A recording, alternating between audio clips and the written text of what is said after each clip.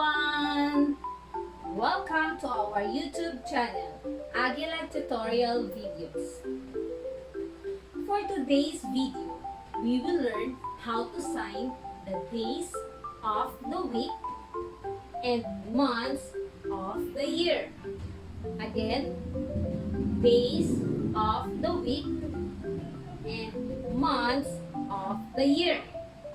If you are new to our channel, don't forget to like and subscribe and hit the notification bell for more updates.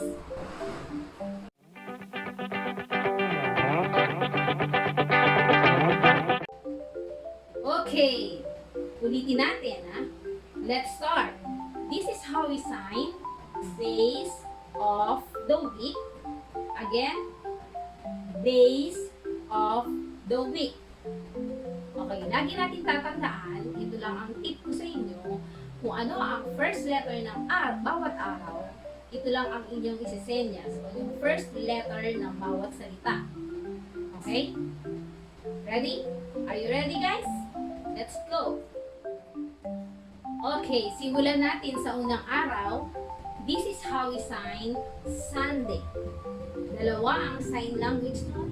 It's either this one or this one.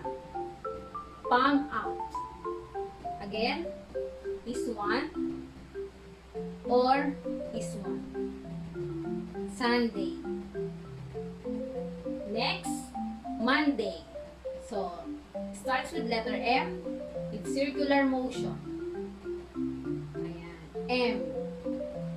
Monday. Okay, next, Tuesday. So, letter T starts with letter T with circular motion. Tuesday. Okay, next is Wednesday. W starts with letter W. Wednesday. And for Thursday, it starts with letter T and H. T-H. Thursday. T-H. Thursday. Or other sign is T-H. Thursday. T-H. Thursday. Okay? Then next is Friday. F. Friday. Friday. Okay, and next is Saturday. Saturday, this is the first sign. Saturday, circular motion, S. Or S-A-T. Saturday. S-A-T. Saturday. Let's review. Okay, first is Sunday. Sunday or Sunday. So, circular motion sa hangin. Circular motion, ha? Next is Monday. Letter M. Monday.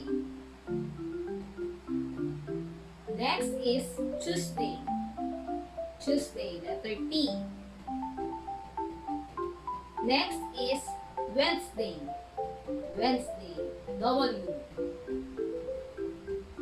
Okay, next is Thursday. Initial letter with T-H. T-H or T-H. Thursday. T-H. Thursday. Next is Friday. Friday. F. Friday. Then next is Saturday. Saturday. Or S-A-T. S-A-T. So, don't forget, yung initial letter ng bawat araw, yung first letter ng bawat araw, yun ang isa-sign natin. So, next is months of the year. Okay? Months of the year. Okay, first is January. So, January starts with letter J. So, this is the index finger. Okay, ganito lang po yun. January. January. Okay, huwag kakalimutan ang index finger ay stay lang dyan. January. Next is February. Letter F. February. Or yung iba pa dito. February. F. Or F. February. Next, March. So, it starts starts with letter M. March. March. March. April. So April, it starts with letter A. April. And A-L. April. April. Or April.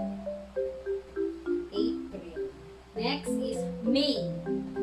M and Y. M and Y. May. May. Next letter, next month is June. So J-U. J-U. So, initial lang yung A-J and U. Going down. Next is July. J-Y.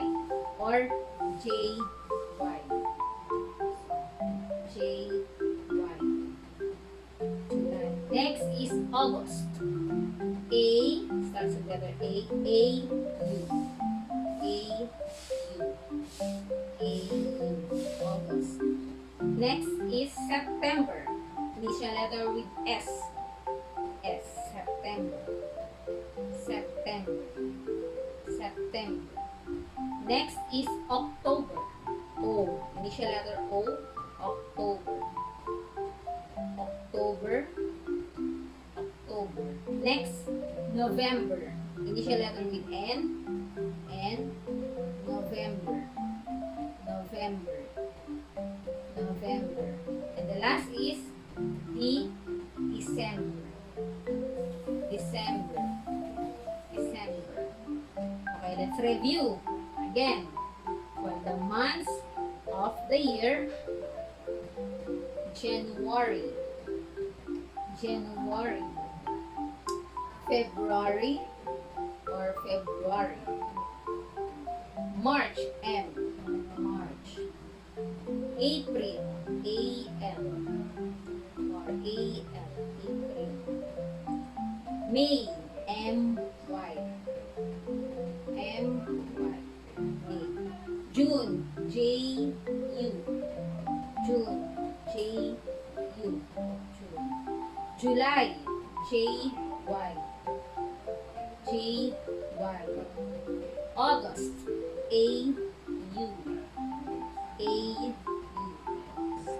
September, S. Initial letter S. S. September. October, O. Initial letter O. October. October.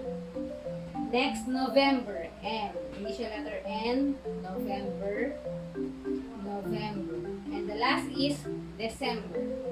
December. December. So, yun. Sana naintindihan nyo at natutunan ninyo kung paano i-sign ang days of the week and months of the year. So, if you like the video, don't forget to like, share, and subscribe. Thank you for watching. Bye-bye.